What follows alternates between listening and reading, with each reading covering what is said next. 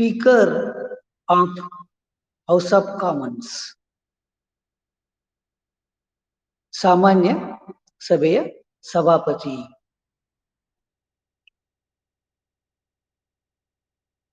After the general election,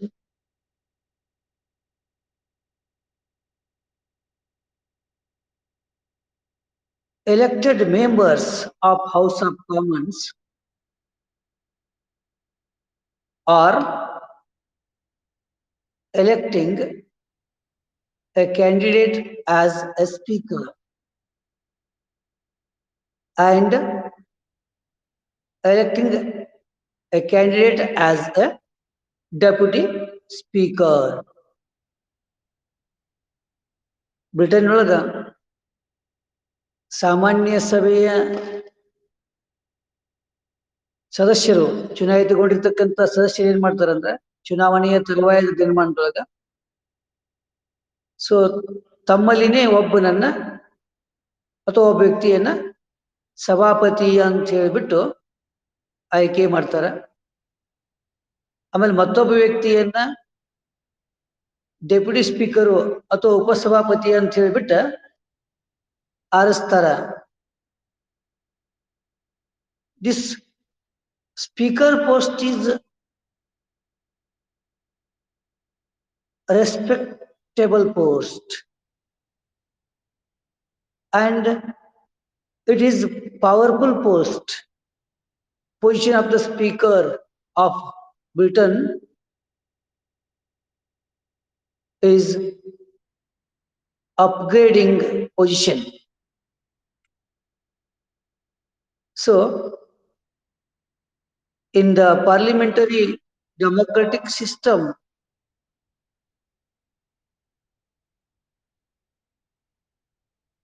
so actions of speaker are impartial and effective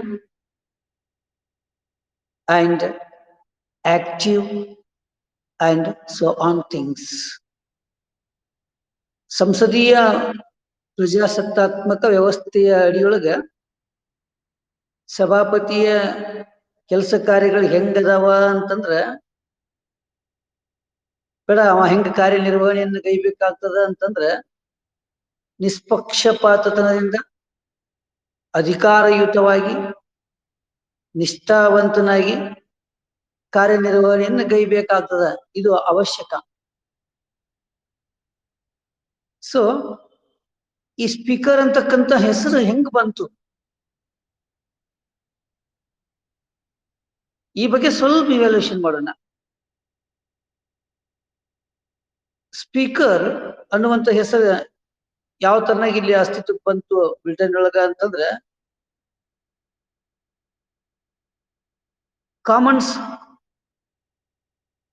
ಸಭೆ ಇತ್ತಲ್ಲ, ಆ ಸಭೆಯ ಸದಸ್ಯರ ಪರವಾಗಿ ಅರಸ ಅಥವಾ ಅರಸಿಯ ಜೊತೆಗೆ ಮಾತನಾಡುವ ಅಧಿಕಾರವನ್ನ ಒಬ್ಬ ವ್ಯಕ್ತಿಗೆ ನೀಡಲಾಗಿತ್ತು. ಆ ಕಾಮನ್ಸ್ ಸಭೆಯ ಮುಖ್ಯಸ್ಥನಾಗಿರ್ತಕ್ಕಂಥವನಿಗೆ. ಸೊ ಅವ ಕಾಮನ್ಸ್ ಸಭೆಯನ್ನ ಅಥವಾ ಸಭೆಯ ಸದಸ್ಯರ ಪರವಾಗಿ ಏನ್ ಮಾಡ್ತಾ ಇದ್ನ ಅಂದ್ರ ಅರಸನ ಜೊತೆಗೆ ಅಥವಾ ಅಲ್ಲಿಯ ಅರಸಿಯ ಜೊತೆಗೆ ಮಾತನಾಡ್ತಾ ಇದ್ದ. ಸೊ ಅಂತಹ ವ್ಯಕ್ತಿಯನ್ನ ಸ್ಪೀಕರು, ಅಂತಹ ವ್ಯಕ್ತಿಯನ್ನ ಸಭಾಪತಿ ಅಂತ ಹೇಳ್ಬಿಟ್ಟು ಕರೆದ್ರು. ಇನ್ upcoming days that trend was continued in the Britain. ಮುಂದಿನ ದಿನಮಾನದೊಳಗ ಅದೇ ಒಂದು ರೂಢಿ, ಅದೇ ಒಂದು ಸಂಪ್ರದಾಯ ಮುಂದುವರಿತು. ಏನ್ರಿ, ಯಾವ ವ್ಯಕ್ತಿ ಸಾಮಾನ್ಯ ಸಭೆಯ ಸದಸ್ಯರನ್ನು ಉದ್ದೇಶಿಸಿ ಬೇಡ ಅವರ ಪರವಾಗಿ ಸೊ ಅರಸ ಅಥವಾ ಅರಸಿಯ ಜೊತೆಗೆ ಮಾತನಾಡ್ತಾನ, ಅವ ಯಾರು ಅಂತಂದ್ರೆ ಸ್ಪೀಕರು ಅಂತ ಹೇಳ್ಬಿಟ್ಟ ಕರಿತಕ್ಕಂಥ ಒಂದು ರೂಢಿ ಆರಂಭ ಆಯ್ತು. So initially Speaker of House of Commons was appointing by the king or queen of Britain. So after the few years, or when the parliament was get more and more powers, since that period,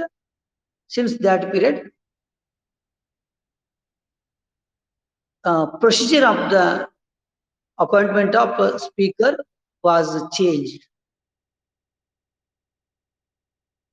Members of House of Commons are appointing a speaker. Now at present also that system is continued. ಮೊದಲಿಗೆ ಏನಿತ್ರಿ, ಅರಸನೇ ಏನ್ ಮಾಡ್ತಾ ಇದ್ನ ಅಂತಂದ್ರ ಸಭಾಪತಿಯನ್ನ ನೇಮಕ ಮಾಡುವಂತ ಕಾರ್ಯವನ್ನ ಕೈತಾ ಇದ್ದ. ಆದ್ರೆ ತರುವಾಯದ ದಿನಮಾನದೊಳಗ ಎಂತಹ ಒಂದು ವ್ಯವಸ್ಥೆ ನಿರ್ಮಾಣ ಆಯ್ತು ಅಂತಂದ್ರ ಪಾರ್ಲಿಮೆಂಟ್ ಏನ್ ಸ್ಟ್ರಾಂಗ್ ಆತಲ್ರಿ, ಪಾರ್ಲಿಮೆಂಟ್ ಏನ ಬಲಿಷ್ಠ ಆತಲ್ಲ, ಪಾರ್ಲಿಮೆಂಟ್ನ ಅಧಿಕಾರಗಳು ಏನು ಹೆಚ್ಚಳ ಆದವಲ್ಲ, ಆ ಅಧಿಕಾರಗಳು ಹೆಚ್ಚಳಪಟ್ಬಿಟ್ಟ ಆದ್ಮೇಲೆ ಸೊ ಸಭಾಪತಿಯನ್ನ ಪಾರ್ಲಿಮೆಂಟಿನ ಸದಸ್ಯರೇ ಸೇರ್ಕೊಂಡ್ಬಿಟ್ಟ ಆರಿಸೋದು, ಆಯ್ಕೆ ಮಾಡೋದು, ಇಂತಹ ಕಾರ್ಯಗಳು ಆರಂಭಗೊಂಡವು. ಇವಾಗ ಸಭಾಪತಿಯನ್ನು ಯಾರ ಆರಿಸ್ತಾರಂದ್ರ ಹೌಸ್ ಆಫ್ ಕಾಮನ್ಸಿನ ಸದಸ್ಯರಲ್ಲ, ಅವರೇ ಸೇರ್ಕೊಂಡ ಸ್ಪೀಕರ್ನನ್ನ ಆರಿಸ್ತಕ್ಕಂಥ ಕಾರ್ಯವನ್ನ ಗೈತಾರ. So ಸ್ಪೀಕರ್ನಿಗೆ ಸಂಬಂಧಪಟ್ಟಂಗ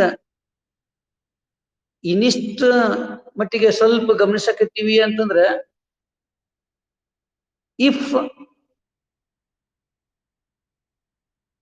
A person is want to contest in election, so who is a speaker of House of Commons?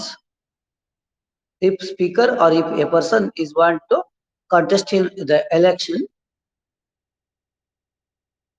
so in that period there is no chance to another person to contest against with the speaker,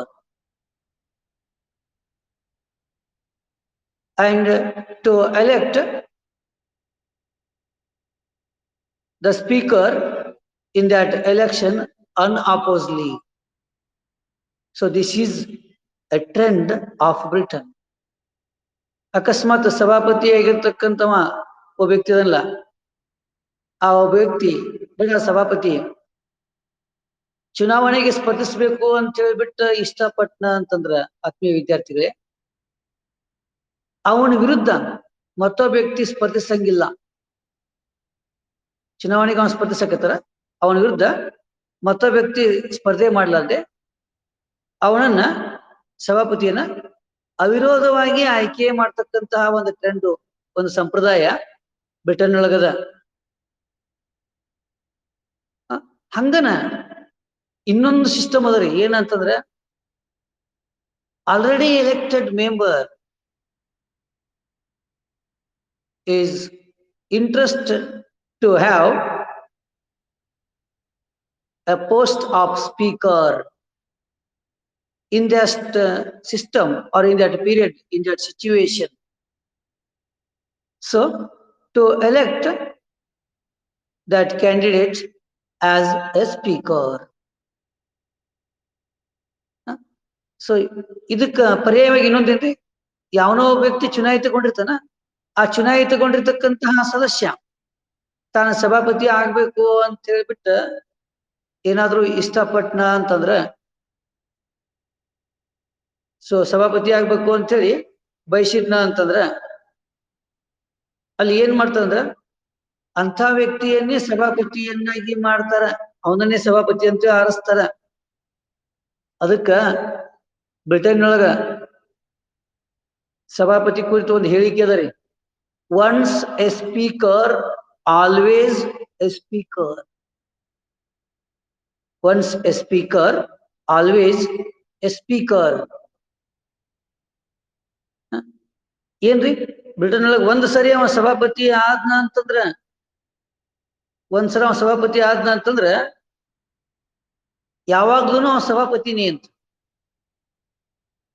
ಯಾವಾಗ್ಲೂ ಅವ ಸಭಾಪತಿನೇ ಆಗಿ ಮುಂದುವರಿಬಹುದು. ಇದಕ್ಕೊಂದು best example ನಿಮ್ ಗಮನಕ್ಕೆ ತರ್ತೀನಿ ನಾನು. Maximum ಪೀರಿಯಡ್ನವರೆಗೆ ಸಭಾಪತಿಯಾಗಿ ಕಾರ್ಯನಿರ್ವಹಣೆ ಮಾಡಿರ್ತಕ್ಕಂಥ ವ್ಯಕ್ತಿ ಅದನ್ನ ಬ್ರಿಟನ್ ಒಳಗ. ಅವ ಯಾರ ಅಂತಂದ್ರ ಮಿಸ್ಟರ್ ಅನ್ಸ್ಲೋ. ಮಿಸ್ಟರ್ ಅನ್ಸ್ಲೋ ಎಷ್ಟು ವರ್ಷ ಸ್ಪೀಕರ್ ಆಗಿ ಕಾರ್ಯನಿರ್ವಹಿಸಿದ್ನ ಅಂತಂದ್ರ up to 35 years with continuously. ಸತತವಾಗಿ 35 ವರ್ಷಗಳ ಕಾಲಾವಧಿಯವರೆಗೆ ಸಭಾಪತಿಯಾಗಿ ಕಾರ್ಯವನ್ನ ನಿರ್ವಹಣೆ ಮಾಡಿದ್ಯಾರ ಅಂತಂದ್ರೆ ಮಿಸ್ಟರ್ ಅನ್ಸ್ಲೋ. ಇಲ್ಲಿ ಒಂದ್ಸರಿ ಅವ ಸ್ಪೀಕರ್ ಆದ್ನಂದ್ರೆ ಲೈಫ್ ಟೈಮ್ ಸ್ಪೀಕರ್ ಆಗಿ ಮುಂದುವರ್ಲಿಕ್ಕೆ ಬರ್ತದ.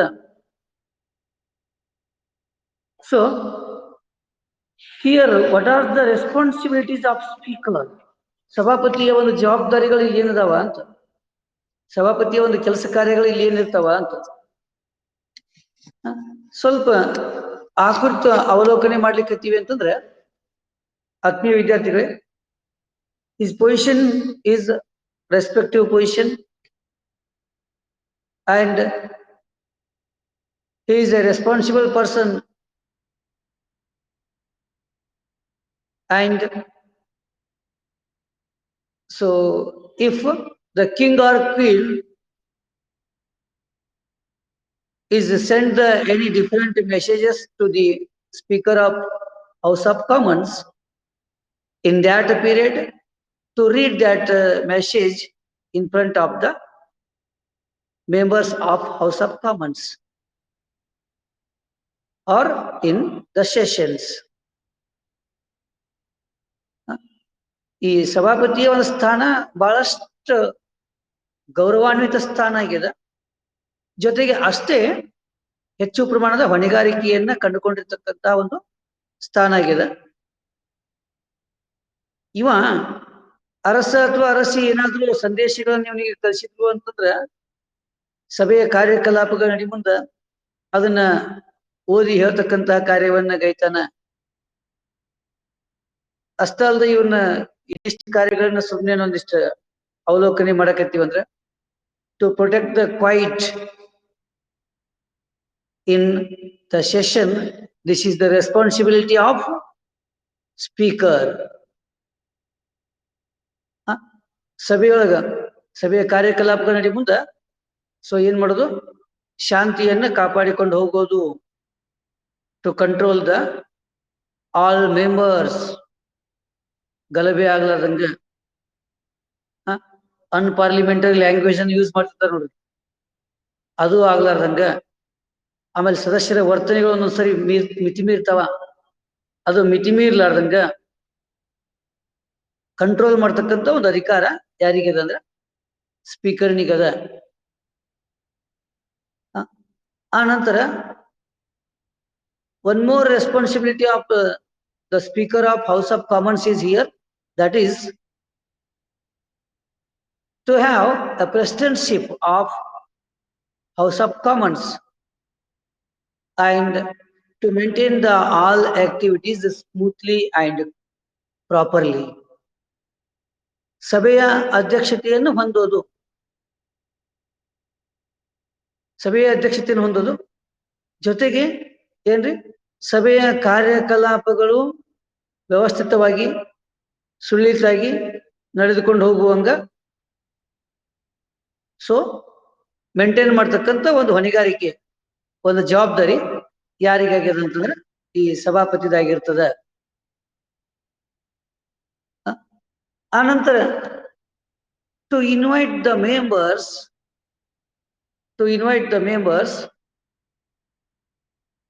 For the session. ಸಭೆಗಾಗಿ, ಸಭೆಯನ್ನು ನಡೆಸ್ಲಕ್ಕ ಏನ್ ಮಾಡೋದ್ರಿ, ಸದಸ್ಯರನ್ನ ಆಹ್ವಾನಿಸೋದು. ಆ ನಂತರ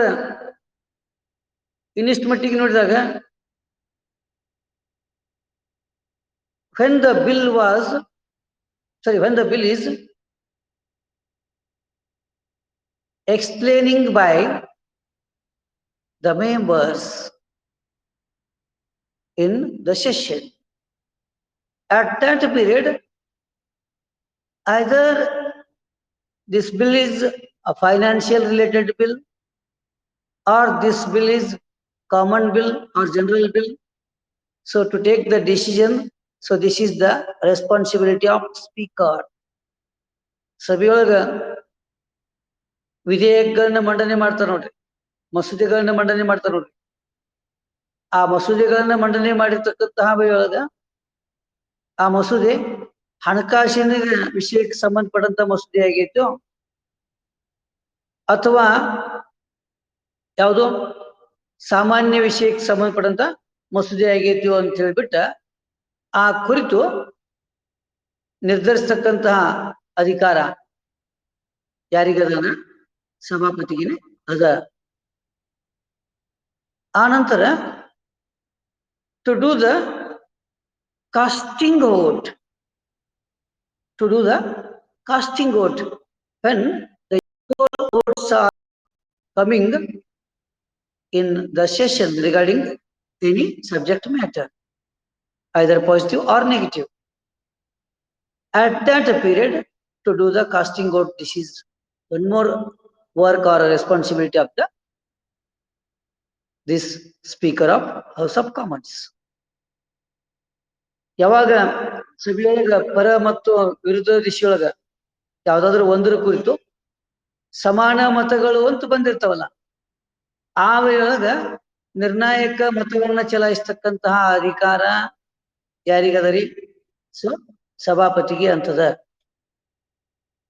first speaker of this British house of Commons. So that is Sir Thomas D. Hungerford. Sir Thomas D. Hungerford. Present Speaker of this House of Commons of Britain, Sir Lindsay. Sir Lindsay Hoyle. Sir Lindsay Hoyle. Sir Lindsay Hoyle. So he is a present Speaker of House of Commons. So this is regarding the Speaker of House of Commons. Then direct I will go to the powers and functions of House of Commons. ನೇರವಾಗಿ ನಾನು ಸಾಮಾನ್ಯ ಸಭೆಯ ಅಧಿಕಾರ ಮತ್ತು ಕಾರ್ಯಗಳ ಕುರಿತು ಚರ್ಚೆಯನ್ನು ಗೈತಾ ಇದ್ದೀನಿ.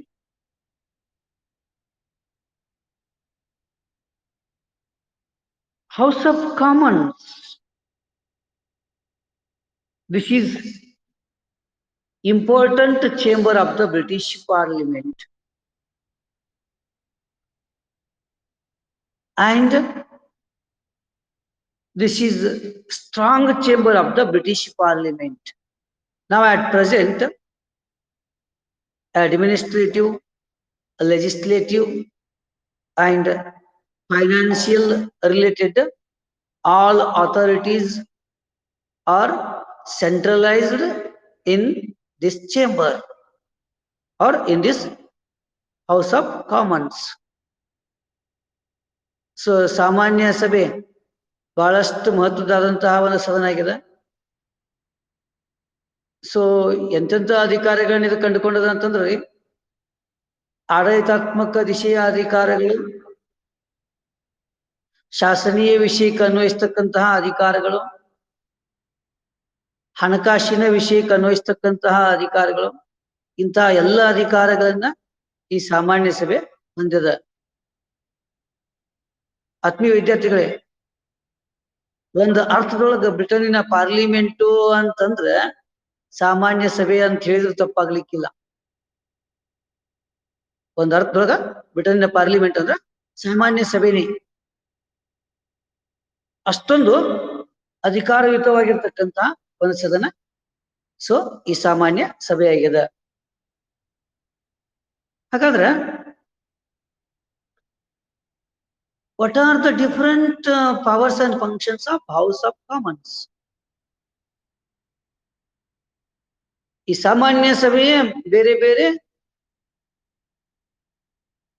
ಅಧಿಕಾರ ಮತ್ತು ಕಾರ್ಯಗಳು ಏನದಾವ ಸ್ವಲ್ಪ ಈ ಮಟ್ಟಿಗೆ ಅವಲೋಕನೆ ಮಾಡಕತ್ತು ಅಂದ್ರೆ, first one is legislative powers or legislative functions, ಶಾಸನೀಯ ಅಧಿಕಾರಗಳು ಅಥವಾ ಶಾಸನೀಯ ಕಾರ್ಯಗಳು ಅಂತ.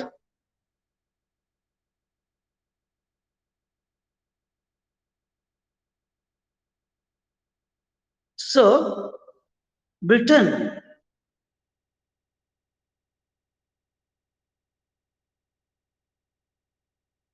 have unitary form of government system. Here, for overall nation, there is a single legislature and single executive and single judiciary system. There is no separate legislature to the provinces, separate legislature to the separate executive to the different provinces, and separate judicial system to the provinces. Because of here there is a unitary system. According to that unitary form of government, there is only the single government, that is strong union government. Britain ಎಂತದ್ರಿ ಏಕಾತ್ಮಕ ಸರ್ಕಾರಿ ಪದ್ಧತಿಯನ್ನು ಹೊಂದಿರತಕ್ಕಂತಹ ರಾಷ್ಟ್ರ.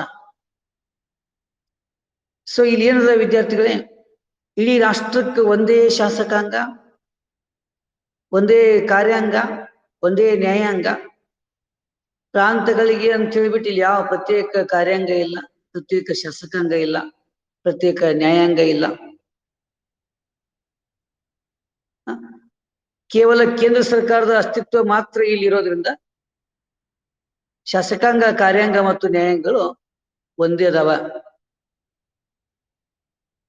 So this house of Commons is a representative chamber,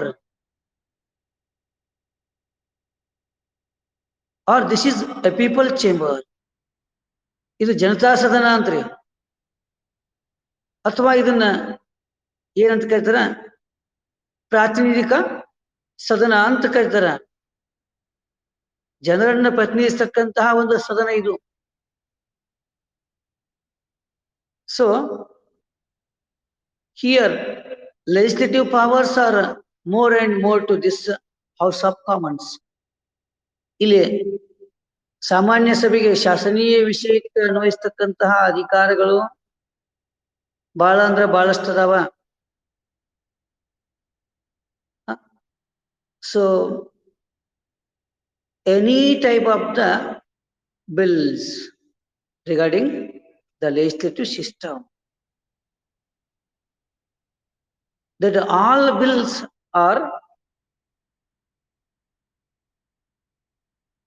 passing in the House of Commons.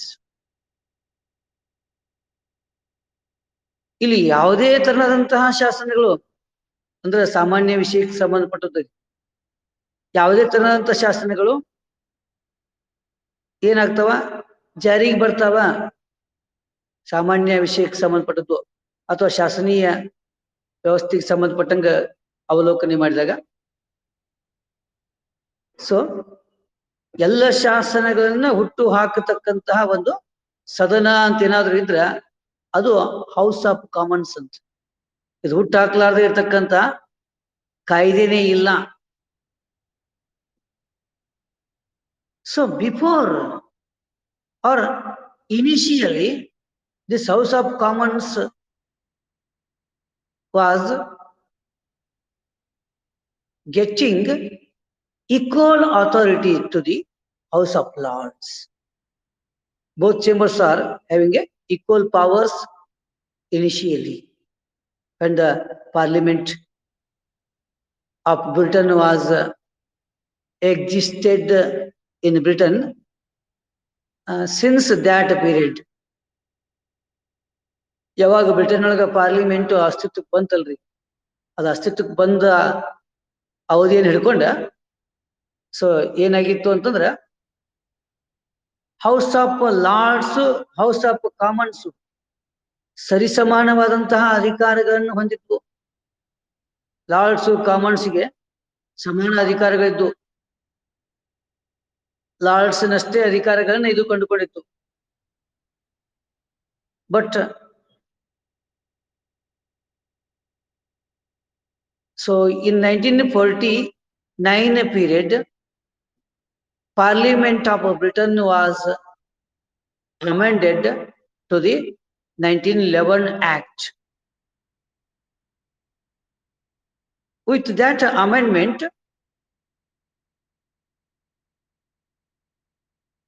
or along with that amendment,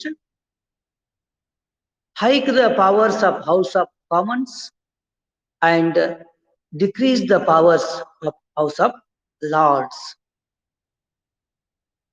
ಮೊದಲಿಗೆ ಸಮಾನ ಅಧಿಕಾರಗಳನ್ನ ಹೊಂದಿರತಕ್ಕಂಥ ಸಂಸ್ಥೆಗಳಾಗಿದ್ವು ಎರಡು ವಿದ್ಯಾರ್ಥಿಗಳೇ.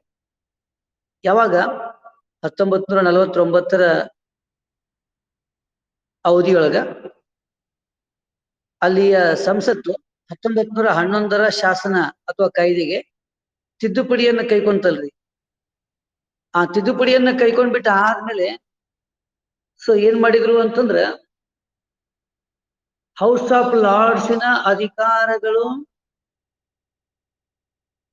ಕ್ಷೀಣಿಸಿದವು. ಹೌಸ್ ಆಫ್ ಕಾಮನ್ಸಿನ ಅಧಿಕಾರಗಳು ಆ ತಿದ್ದುಪಡಿಯ ಮೂಲಕ ಏನದಂದ್ರ ಹೆಚ್ಚಲ್ಪಟ್ಟವು. ಕಾಮನ್ಸ್ ಹೆಚ್ಚು ಅಧಿಕಾರಯುತವಾಗಿರ್ತಕ್ಕಂತಹ ಒಂದು ಸಂಸ್ಥೆಯಾಗಿ ಅಸ್ತಿತ್ವಕ್ಕೆ ಬಂತು. ಹಾಗಾದ್ರೆ ಇಲ್ಲಿ ಕಾಮನ್ಸ್ ಏನೇನು ಅಧಿಕಾರಗಳನ್ನ ಕಂಡುಕೊಂಡದ ಅಂತ ಹೇಳಿ ಸ್ವಲ್ಪ ಇವ್ಯಾಲ್ಯೂಷನ್ ಮಾಡಕತ್ತಿದ ಶಾಸನೀಯ ವಿಷಯಕ್ಕ ಅನ್ವಯ ಆಗುವಂಗ. ಸೊ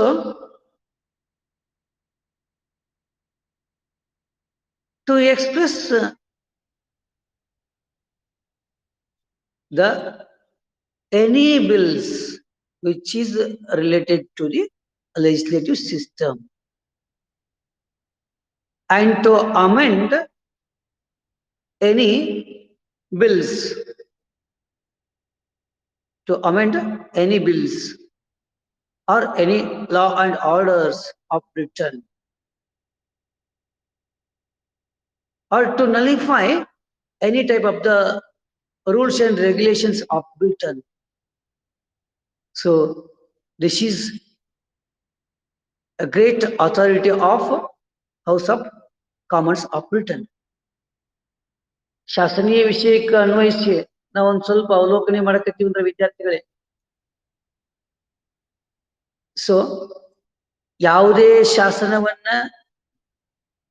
ಅಥವಾ ಯಾವುದೇ ಕಾನೂನನ್ನ ತಿದ್ದುಪಡಿ ಮಾಡುವ ಅಧಿಕಾರ ಬೇಡ, ಯಾವುದೇ ಕಾನೂನನ್ನ ಹೊಸದಾಗಿ ಸೃಷ್ಟಿ ಮಾಡುವ ಅಧಿಕಾರ, ಯಾವುದೇ ಕಾನೂನನ್ನ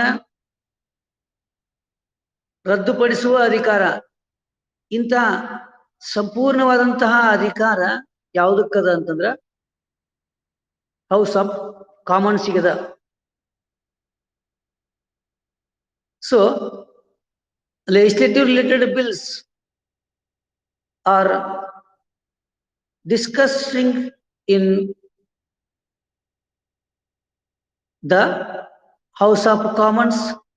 After that discussion, so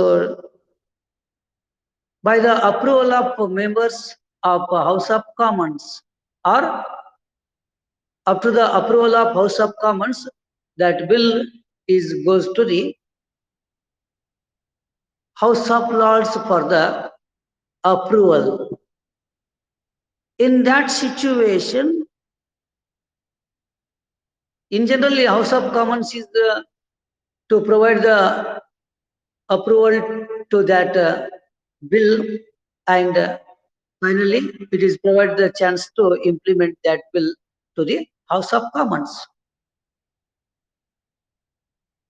But in certain situation, by suppose House of Lords is control that want to control that bill, there is authority to House of Lords to control that bill up to 1 year only. House of Commons ಏನ್ ವಿಧೇಯಕವನ್ನ pass ಮಾಡಿದ್ದಲ್ರಿ, pass ಮಾಡಿರ್ತಕ್ಕಂತಹ ವಿಧೇಯಕವನ್ನ ಲಾರ್ಡ್ಸಿನ ಒಪ್ಪಿಗೆಗೆ ಅಂತ ಕಳಿಸ್ತಾರ ನೋಡ್ರಿ. ಆ ಲಾರ್ಡ್ಸಿನ ಒಪ್ಪಿಗೆಗೆ ಅಂತ ಕಳಿಸಿದಾಗ Lord's ಸಾಮಾನ್ಯವಾಗಿ ಏನ್ ಮಾಡ್ತದ, ಅದಕ್ಕೆ ಅಂಕಿತ ಹಾಕ್ತತಿ, ಅಂಕಿತ ಗೈದ್ಬಿಟ್ಟ ಸೊ ಅದನ್ನ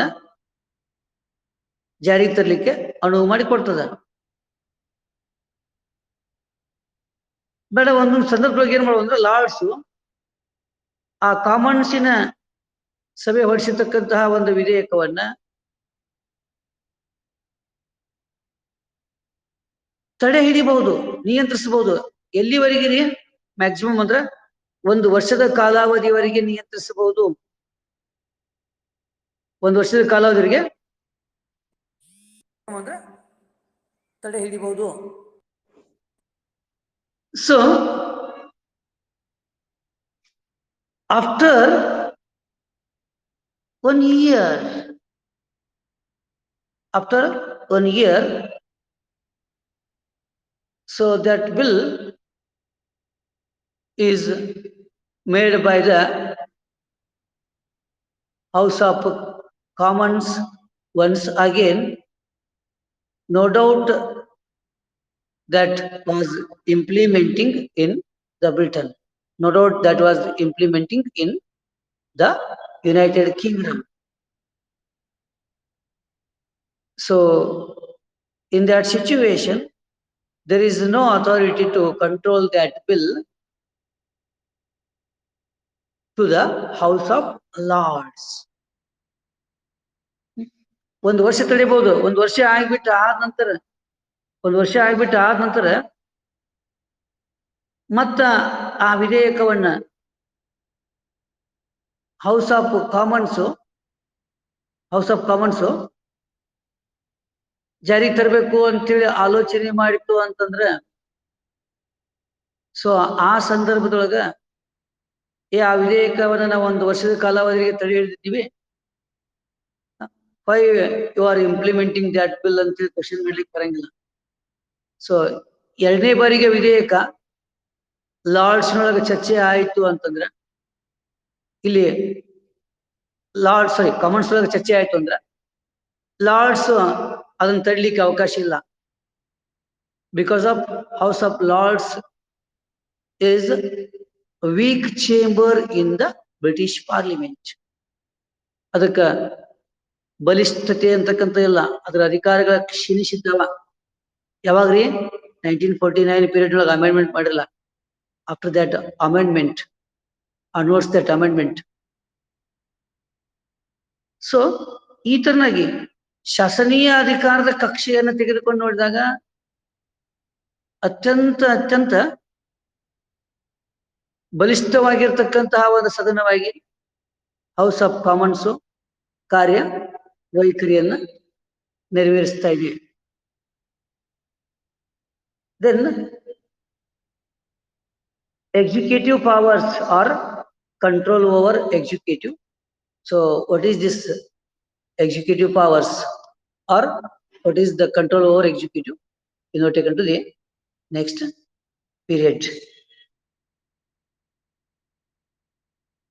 So ವಿದ್ಯಾರ್ಥಿಗಳು ಏನಾದರೂ ಸಂದೇಹಗಳು, ಏನಾದರೂ ಡೌಟ್ಸ್ ಇದೆಯಾ? ಬಂದೈತಿ, ವೆರಿ ಗುಡ್.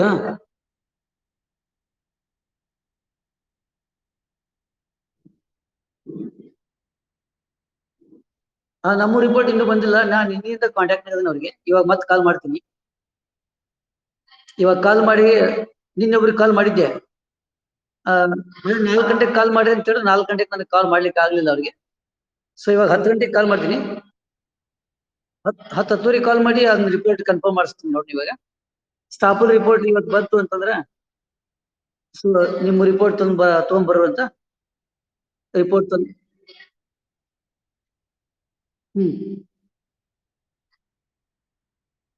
ಈಗ ನಿಮ್ಗೆ ಮೊಬೈಲ್ ಬಂದಿರ್ಬೇಕಲ್ಲ ಅದು. ಮೊಬೈಲ್ ಬಂದ್ರೆ ಅದನ್ನ ಪ್ರಿಂಟ್ ತಗೊರಲ್ಲ. ಹಾಸ್ಪಿಟಲ್ನಾಗ ಕೊಡಂಗಿಲ್ಲ, ಒಂದ್ ಪ್ರಿಂಟ್ ತಗೊಂಡ್ಬಿಡ್ರಿ ಅಷ್ಟೇ. ಈಗ ನಮ್ದು ಕೇಳಂತ ಒಂದು 4 ಜನ ಒಬ್ಬೊಬ್ರು ಆ ನಂಬರ್ ಈ ನಂಬರ್ ಬೇರೆ ಬೇರೆ ಯಾವ ನಂಬರ್ ಕೊಡ್ತಾ ಇದಾರೆ. ಹಂಗ ಕಾಂಟ್ಯಾಕ್ಟ್ ಮಾಡ್ಕೊಂಡು ಹೊಂಟಿ ನಾವೀಗ. ನೋಡೋಣ, ಮೋಸ್ಟ್ಲಿ ಇವತ್ತು ಕನ್ಫರ್ಮ್ ಆಗ್ತದ. ಅದು ಕನ್ಫರ್ಮ್ ಆಯ್ತು ಅಂದ್ರೆ ನಿಮ್ಗೆ ಹೇಳ್ತೀನಿ ತಗೊಂಡು. ಎಸ್, ಅದ ನಾನು ಅವಾಗ ಕ್ಲಾಸ್ ತಗೋಬೇಕು ಅಂತಿದ್ದೆ 9 ಗಂಟೆಗೆ exact.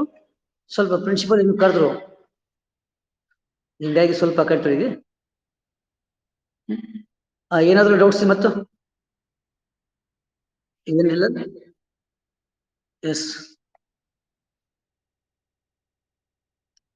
with this I concludes my class.